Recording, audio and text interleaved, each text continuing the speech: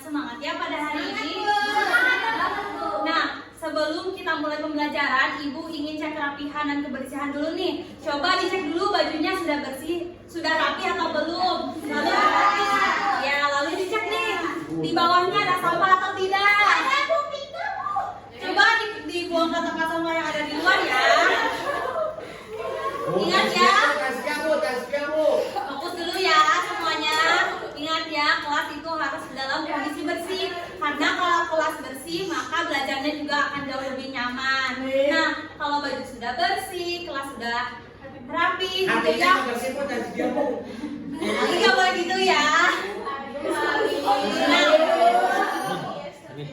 berarti tandanya kita siap untuk belajar. Tapi sebelum belajar, alangkah baiknya kita berdoa dulu ya. Nah, agar pembelajaran hari ini diberikan kelancaran. Boleh KM-nya siapa? Saya, Bu. Siapa yang benar?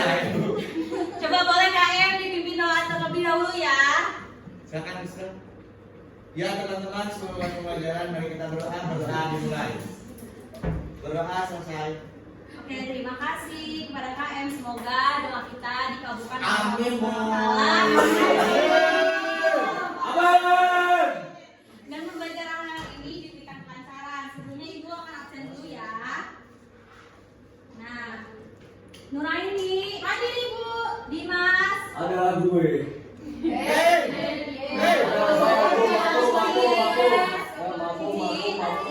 Keluarin aja, Bu. Nanda. Hadir. Oke, alhamdulillah semuanya pada hadir ya. Semoga kita diberikan kesehatan agar bisa masuk ke dalam kelas.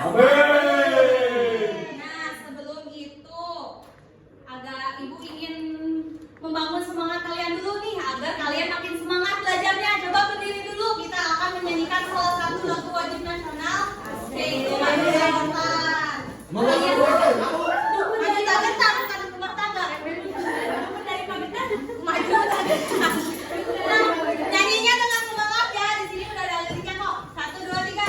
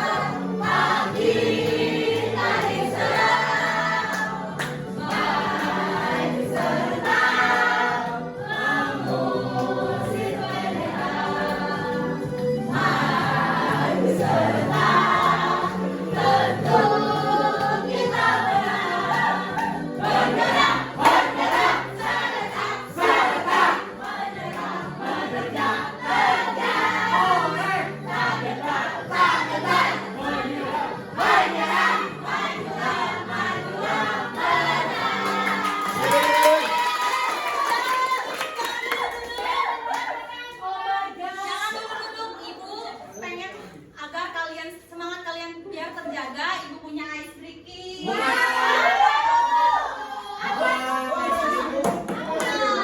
Ice breakingnya itu tepuk siku, tepuk pundak, tepuk tangan. Tepuk siku, tepuk pundak, tepuk tangan. Tepuk siku, tepuk pundak. Liriknya dari sini ya. Liriknya dari sini. Kalian jangan sampai salah tepuknya. Kalau tepuk tangan, tepuk tangan, tepuk siku, tepuk pundak, tepuk pundak. Iya.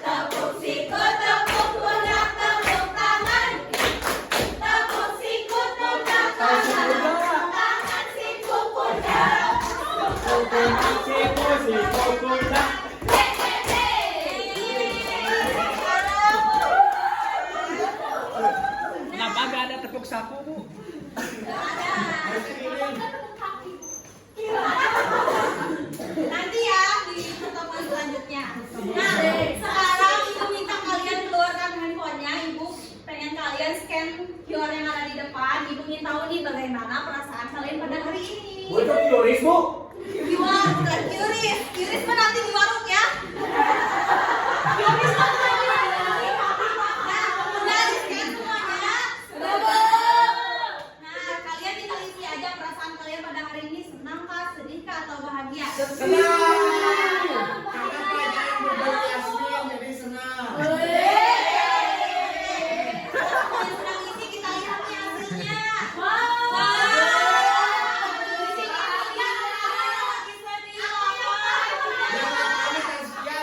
Tapi kebanyakan orang senangnya, yang senangnya gede nih tulisannya. Nah, sekarang ibunya tanya nih.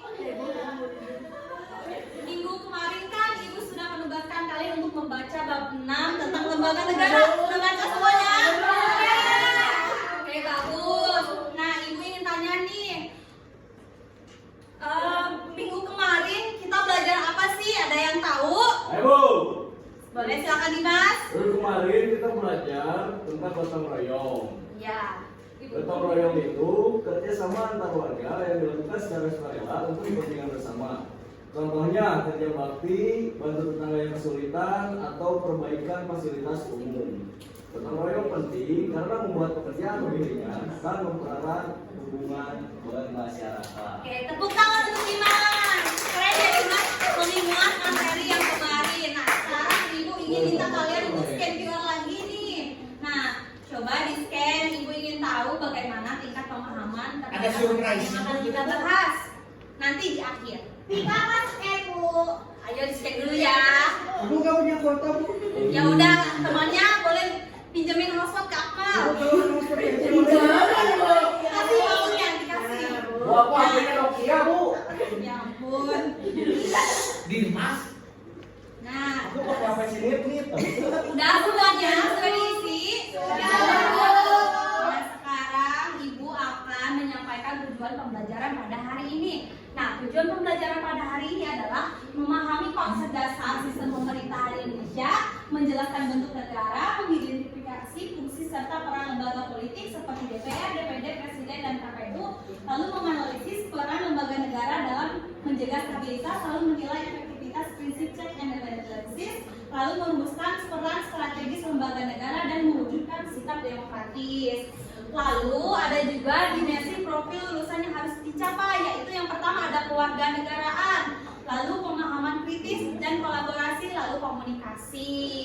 Nah, lembaga negara itu penting ya, karena lembaga negara ini membuat agar bangsa kita ini berjalan dengan teratur, hukum ditegakkan dengan adil, dan rakyat hidup sejahtera. Ingat pesan dari Bung Karno, bangsa yang besar adalah bangsa yang menghargai para perjuangan para pahlawannya. Sama halnya dengan kita mempelajari lembaga negara, kita juga menghargai pemerintah yang sudah menyusun aturan untuk kita.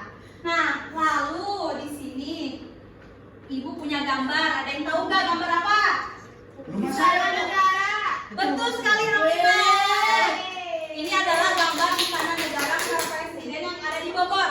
Nah, sekarang ibu ingin tanya, siapa yang berhak bertempat tinggal di Istana Negara? Saya. Siapa yang berhak? Cici. Boleh silakan Cici. Kita di gambar itu gambar Istana Negara. Nah, Istana Negara ini rumah dinas presiden, sehingga hanya presiden yang memiliki hak untuk tinggal di sana selama masa jabatannya. Betul sekali Cici. Tepuk tangan untuk Cici.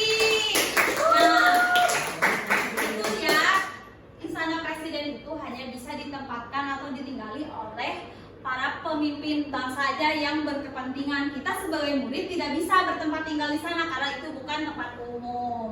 Nah, lalu di sini ibu punya pertanyaan. Siapa yang bisa menjawab pertanyaan nomor 1? Aku. Boleh Taskia. Jadi lembaga-lembaga ini yang mengatur, menjalankan, dan mengawasi seluruh proses pemerintahan agar negara dapat berjalan dengan tertib dan teratur. Oke, terima kasih Taskia. Lalu yang nomor 2 siapa yang bisa menjawab? Aku. Boleh. Jadi pada tingkat daerah, pemerintah dijalankan oleh gubernur, bupati, atau wali kota sebagai lembaga eksekutif, serta DPRD provinsi dan DPRD kabupaten atau kota sebagai lembaga legislatif. presiden. Sementara itu, penegakan hukum dilakukan oleh pengadilan tinggi dan pengadilan negeri. Oke, terima kasih Nazmina. Terima kasih juga kepada Tasya dan Nazmina yang sudah menjawab pertanyaan tersebut. Nah, sekarang Ibu ingin tanya nih, kan tadi sudah katanya kalian sudah membaca bab 6. Ibu ingin tanya, apa sih lembaga negara itu? Ada yang tahu? Saya Bu. Boleh Hamimah. Jadi lembaga negara adalah organisasi pemerintahan yang tugas, fungsi, dan kewenangannya diatur oleh undang-undang dasar atau undang-undang yang bertujuan untuk menyelenggarakan pemerintahan dan mencapai tujuan negara, Bu. Baik, terima kasih Hamimah. Nah, sekarang Ibu akan boleh silakan duduk ya. Habis ada lima cantik. Ya, tadi sudah izin kok ke Ibu, jadi Ibu tahu kemana. Nah, sekarang Ibu akan menjelaskan materi, jadi tolong perhatikan ya. Nah, oke, pertama di sini Ibu akan menjelaskan yang pertama ada lembaga eksekutif. Nah, lembaga eksekutif itu ada presiden. Masa jabatannya itu 5 tahun dan dapat dipilih selama 2 periode. Lalu tugas dan wewenangnya adalah memegang kekuasaan pemerintah, mengajukan RUU dan menetapkan peraturan pemerintah. Nah, selanjutnya ada lembaga legislatif. Nah, lembaga legislatif yang pertama ada MPR atau Majelis Permusyawaratan Rakyat.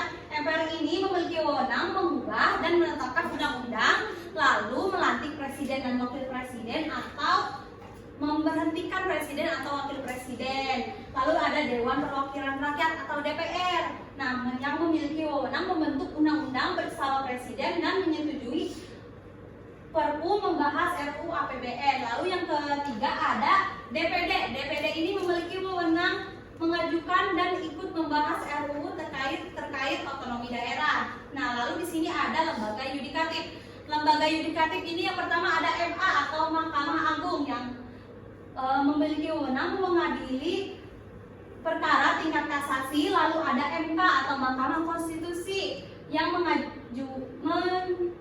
menguji undang-undang terhadap undang-undang dasar lalu memutus sengketa kewenangan antar lembaga negara. Lalu ada Komisi Yudisial atau KY yang mengusulkan pengangkatan hakim agung, menjaga kehormatan, martabat dan perilaku hakim. Lalu yang selanjutnya nih ada satu lembaga yang tidak termasuk ke dalam yudikatif, eksekutif, dan legislatif. Nah, lembaga ini itu bersifat bebas dan mandiri, yaitu BPK atau Badan Pemeriksa Keuangan. Ya, betul. Yang memiliki wewenang yaitu menentukan objek dan metode pemeriksaan, meminta dokumen keuangan dari lembaga atau instansi, dan menilai kerugian negara.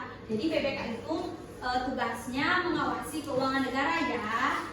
Nah, lalu di sini ada lembaga negara dalam bidang politik. Nah, dalam bidang politik, sistem pemerintahannya itu membahas cara kekuasaan dibagi dan dihubungkan antar lembaga negara seperti legislatif, yudikatif, dan eksekutif. Lalu pembagian kekuasaan ini di dalam sistem pemerintahan mencakup 2 bentuk. Ada bentuk horizontal, yaitu berdasarkan pada fungsi lembaga negara, dan lalu vertikal, yaitu yang mengatur hubungan kewenangan antar pemerintah pusat dan daerah. Lalu selanjutnya ada lembaga negara di bidang ekonomi. Nah, berdasarkan Peraturan Presiden Nomor 37 Tahun 2020, yaitu menyelenggarakan koordinasi urusan pemerintah di bidang perekonomian, lalu melakukan sinkronisasi kebijakan antar kementerian terkait. Nah, selanjutnya di sini Ibu ada video. Coba kalian perhatikan video ini dan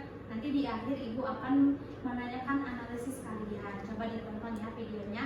DPR RI nomor 1 tahun 2020 sebagaimana telah diubah dengan peraturan DPR RI nomor 1 tahun 2025 telah terpenuhi dan sesuai ketentuan pasal 276 ayat 1. Oke, dari video tadi apakah ada yang ingin menyampaikan hasil analisis? Saya Bu. Boleh silakan. Nanti Pika ya. Lembaga yang muncul di video adalah Komisi 9 DPR RI, bagian dari lembaga legislatif. Tugasnya membuat dan membahas undang-undang serta mengawasi kebijakan pemerintah di bidang kesehatan, ketenagakerjaan, dan kependudukan melalui RDP, Bu.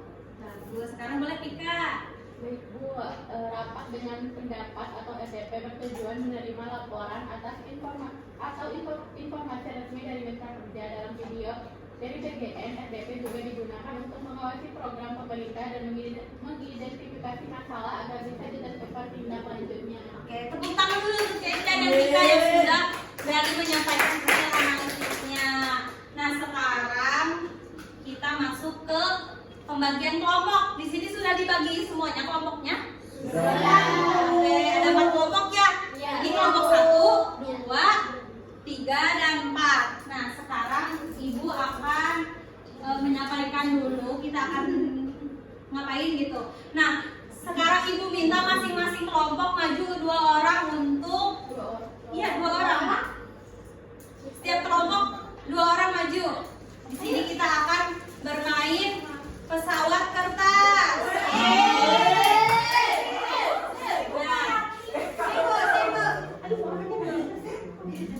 Nah, ambil ya pesawatnya. Di dalam pesawat ini itu satu aja. Iya, seorang satu. Terus apa tuh? Nah, di dalam pesawat ini kan ada topik dan soal buat LKPD. Nah, kalian jangan dulu dibuka, terbang. Iya, diterbangin dulu. Jadi diterbangin itu agar soalnya itu teracak. Seperti itu. Jadi aku diterbangin. Iya, diterbangin. Jadi nanti kalian ambil pesawatnya. Oke.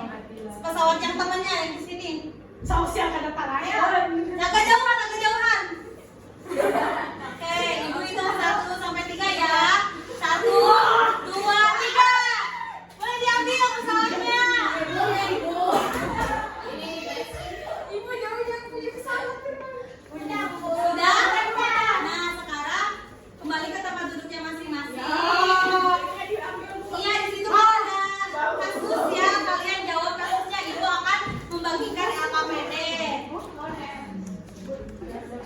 Kenapa kalau dibuka juga? Oh iya,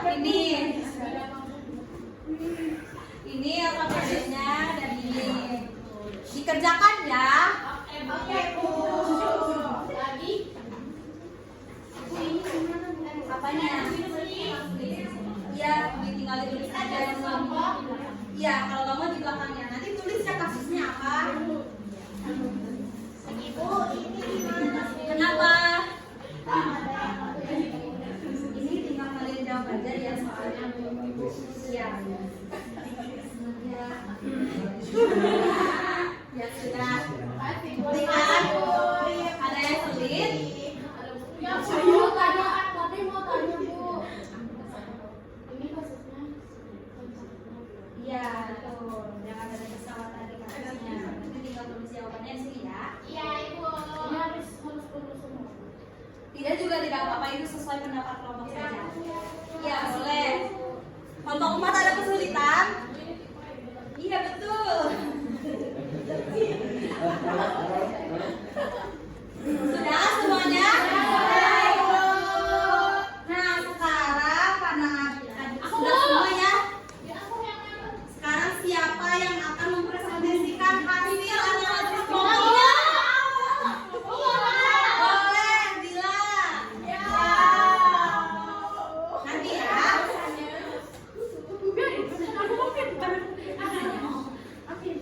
Jadi kelompok kami ini kasusnya instruksi presiden kepada pemerintah daerah untuk mempercepat penyaluran bantuan sosial. Nah, jadi yang kami analisis itu lembaga yang bertanggung jawab adalah eksekutif baik pusat maupun daerah. Pemerintah pusat memberikan kebijakan, sedangkan pemerintah daerah menjalankan teknis di lapangan. Solusi yang kami berikan yaitu meningkatkan komunikasi antar instansi dan juga memperbaiki pendataan dan membuat laporan penyaluran yang lebih cepat. Terima kasih. Tepuk tangan untuk Fadila dan kelompoknya yang sudah memberikan analisisnya. Nah, baik anak-anak, karena waktunya sudah habis ya. Hari ini satu kelompok dulu, nanti kelompok selanjutnya minggu depan ya. Tidak apa-apa, dipersiapkan saja. Nah, sekarang Ibu minta kalian untuk mengeluarkan handphonenya lagi, lalu di-scan QR-nya. Ibu ingin tahu nih, asesmen pembelajaran setelah kalian mengikuti pembelajaran pada hari ini. Sudah boleh dikerjakan ya. Oke, Bu.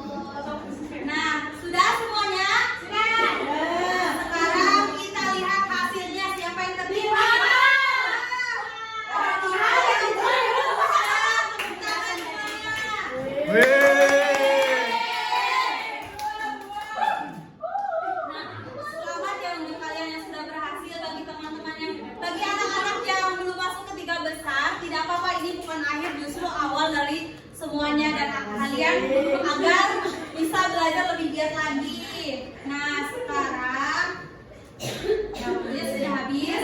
Nah anak-anak, hari ini kita sudah melihat bagaimana negara terbentuk dan ada yang menjalankan aturan, ada yang membuat aturan, ada yang mengawasi. Nah kenapa sih kita sebagai warga negara harus mengetahui tentang lembaga negara? Nah kalian sebagai generasi muda, calon pemimpin bangsa, kalian harus tahu 8 lembaga negara tadi, karena kalian agar lebih kritis lagi sebagai warga negara. Nah, ketika kalian tahu lembaga negara itu seperti apa, maka kalian akan tahu bagaimana apakah lembaga negara itu sudah menjalankan sesuai aturannya ataukah tidak. Nah, baik, karena waktu sudah habis, KM boleh dipimpin doanya terlebih dahulu agar pembelajaran hari ini bermanfaat. Mari teman-teman, sebelum mengakhiri pembelajaran pada kali ini, mari kita berdoa terlebih dahulu supaya diberikan keberkahan.